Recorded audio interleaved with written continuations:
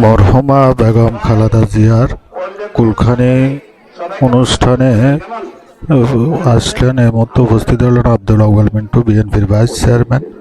সাথে আছে মঞ্জু ভাই আছে, আর হলো যে কেন্দ্রীয় সদস্যরা আছে।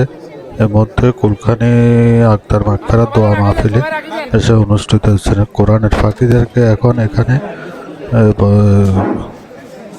তাদেরকে আপ্যায়ন করা হচ্ছে।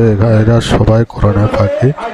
ফুলগাজী জামিয়া মাদ্রাসার, এখানে ফুলগাজী মাদ্রাসা আছে, দুটা তিনটা মাদ্রাসা আছে, হাফিজিয়া মাদ্রাসা, এগুলা সবগুলা এরা সবাই মাদ্রাসার ছাত্রছাত্রীদেরকে আপ্যায়ন করা হচ্ছে। তো খালেদা জিয়ার কুলখানিতে মাগফিরাত ও দোয়া মাহফিল, মাগফিরাত কামনা করে, আক্তার মাগফিরাত কামনা করে, রুহের মাগফিরাত কামনা করে দোয়া করা হচ্ছে।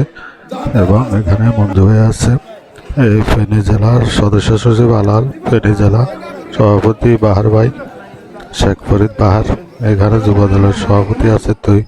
কোরআনের পাখিদেরকে, ছোট্ট শিশুমণিদেরকে খাওয়া দিচ্ছে, লগে হুজুরেরাও আছে। এটা হচ্ছে ফুলগাজী শ্রীপুর গ্রাম, খালেদা জিয়ার বাড়ি। ফুলগাজী উপজেলার শ্রীপুর গ্রামে খালেদা জিয়ার বাড়ি। এটা প্রত্যেক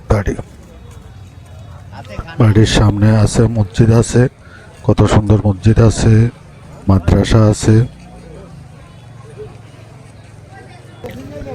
তো এখানে এখন শেষ করতেছি। সবাই ভিডিওটা শেয়ার করে দিবেন এবং খালেদা জিয়ার জন্য দোয়া করবেন। আল্লাহ যেন বেগম খালেদা জিয়াকে আক্তার মাগফিরাত কামনা করে, দোয়া ও কামনা রইল। ধন্যবাদ।